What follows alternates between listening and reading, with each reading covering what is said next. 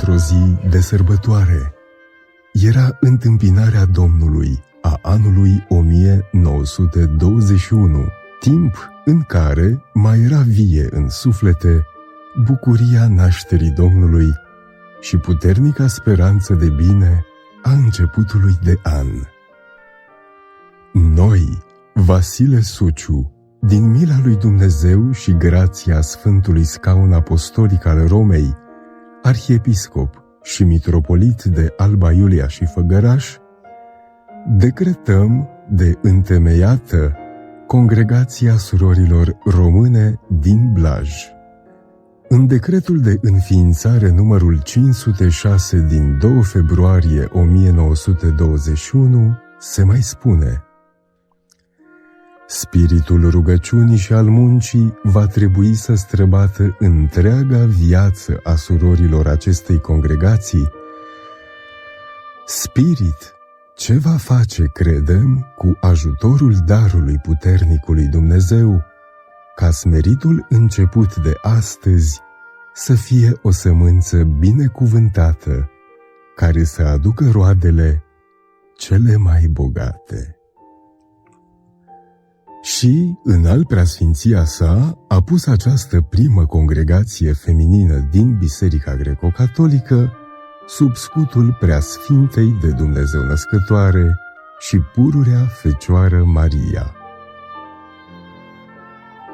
Astfel, mitropolitul Vasile Suciu a împlinit dorința antecesorilor săi de a avea în Biserica Română Unită cu Roma o mănăstire de călugărițe, asemenea celor din Occidentul Catolic, cu menirea să apropie cât mai mult neamul nostru de Domnul, prin credință vie.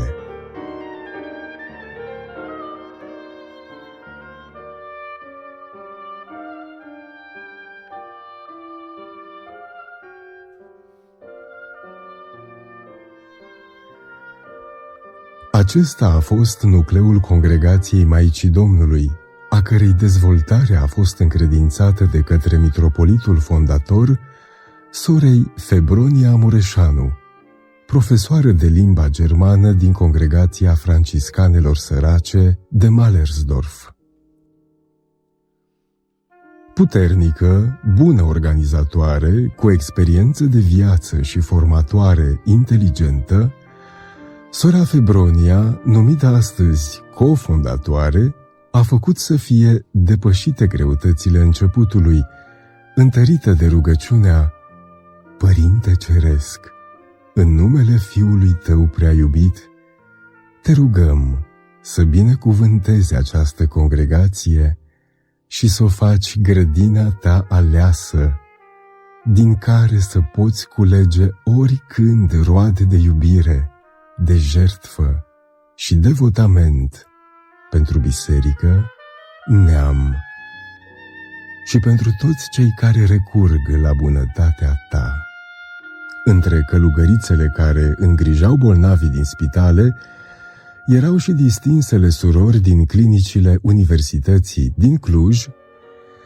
Alte surori erau destinate să formeze caracterele creștine în școlile încredințate congregației sau întemeiate de aceasta, grădinițe, școli primare și licee, fiind sprijinite de episcopul Iuliu Hosu, episcopul Ioan Suciu și mitropolitul Alexandru Nicolescu, continuatori ai mitropolitului fondator Vasile Suciu.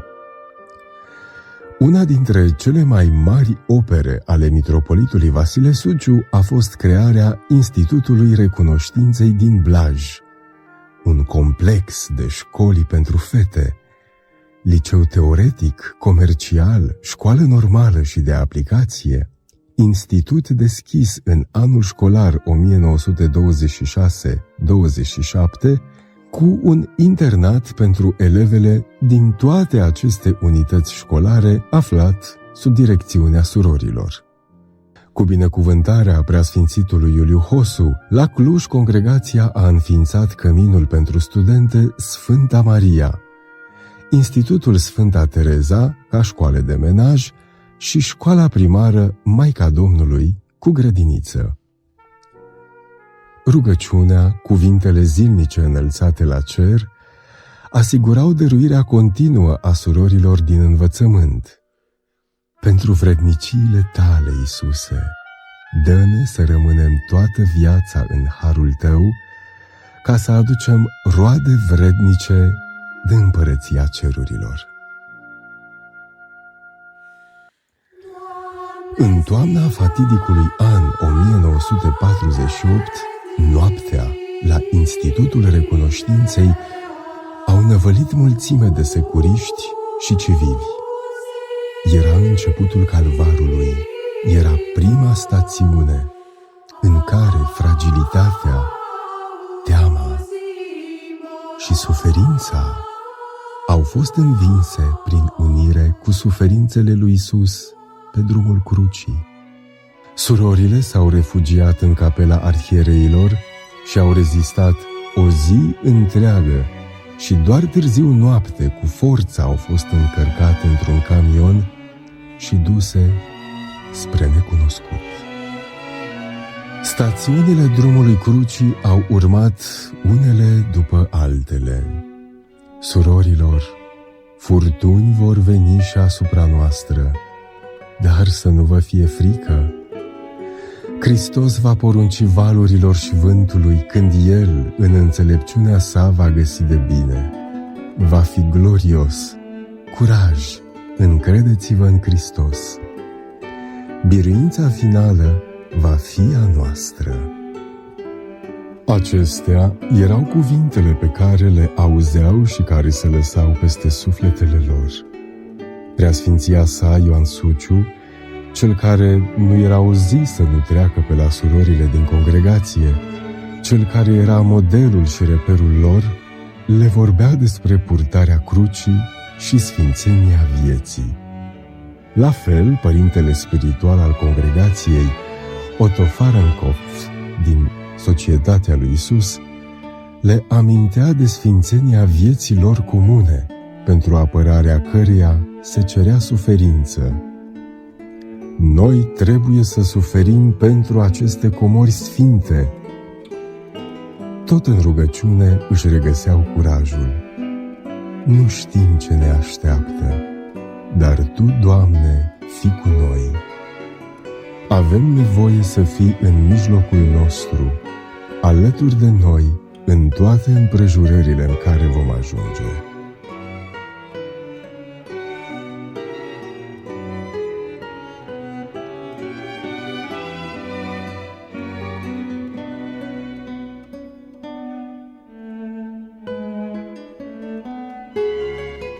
Au fost deportate la mănăstirea ortodoxă Bistrița, județul Vâlcea, unde le aștepta o altă stațiune.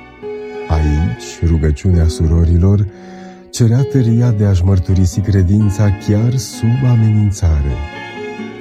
Noi vă spunem definitiv că nu trecem și nu părăsim religia catolică. Sunt zadarnice toate eforturile dumneavoastră. Noi n-avem de gând să schimbăm religii. Peste ani, Superioara Generală, Maica Sofia Mureșan, a evocat suferințele din acei ani de prigoană. Superioarele au fost izolate de comunitate, surorile fiind risipite peste tot în Ardeal, astfel încât, pe drumul crucii, fiecare călugăriță și-a avut stațiunea durerii personale. Trăirea vieții consacrate era tainica putere ce le ținea însă unite, chiar dacă unele dintre ele, între care și superioarele, îndurau în închisori, cu adevărat toate, deținute sau în libertate, erau într-o continuă luptă pentru supraviețuire, păstrând aprinsă candela speranței în inimă și încrederea în biruința bisericii. Aceasta era stațiunea lor comună.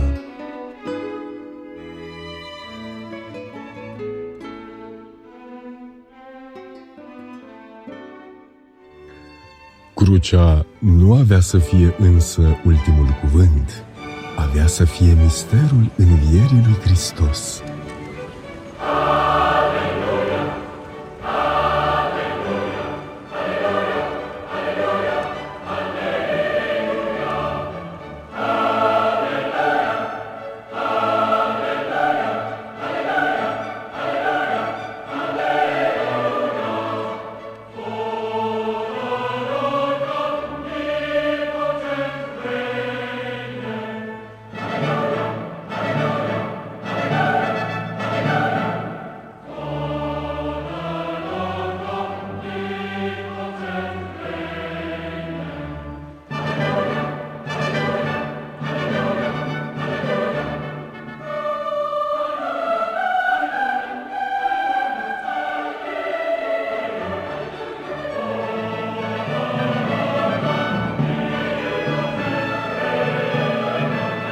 Odată cu obținerea libertății Bisericii Greco-Catolice, Congregația Maicii Domnului a reintrat în lumina din darul și din vrerea Domnului.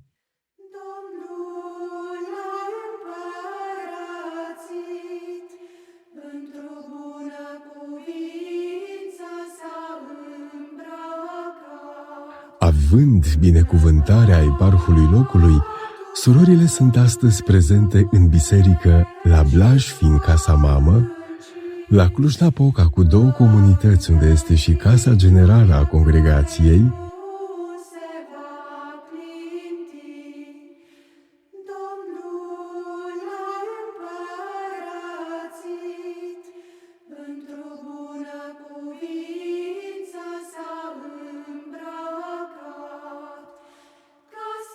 la Sighetul Marmației,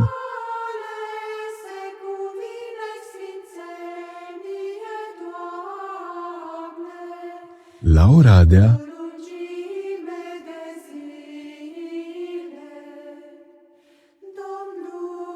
și în alte localități din Ardeal, dincolo de hotare, fiind la Roma.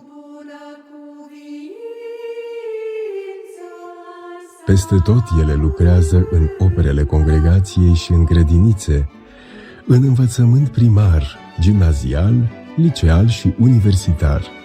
Oriunde este congregația, ea își împlinește vocația după cerințele Papei Francisc, privind trecutul cu recunoștință, trăind prezentul cu pasiune și îmbrățișând viitorul cu speranță.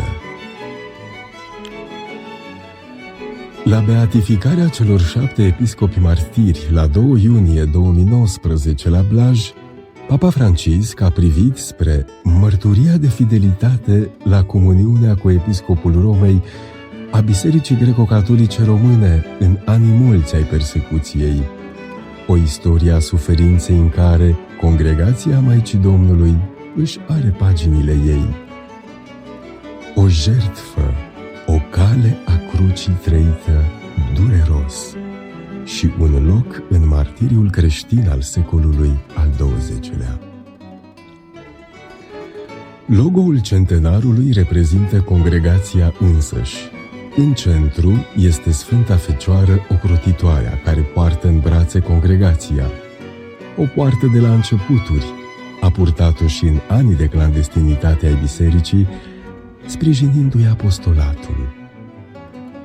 O poartă și în acești ani și o sprijină ca, prin cuvânt și fapte, să ducă lumii de astăzi vestea cea bună. Odată cu 2 februarie 2021, Congregația Maicii Domnului intră în al 2-lea secol de viață, aducând cu sine o comoară de credință, de fidelitate, de înțelepciune și iubire. Pline de curaj în fața dificultăților acestei lumi, surorile vor continua să arunce sămânța pe stâncă, pe drum, printre mărăcini și pe pământ bun, purtând în suflet rugăciunea noului început. Te rugăm, Doamne, ca prin grădina Ta aleasă, congregația, să transformi inimi și vieți și să deschizi iarăși drumul credinței.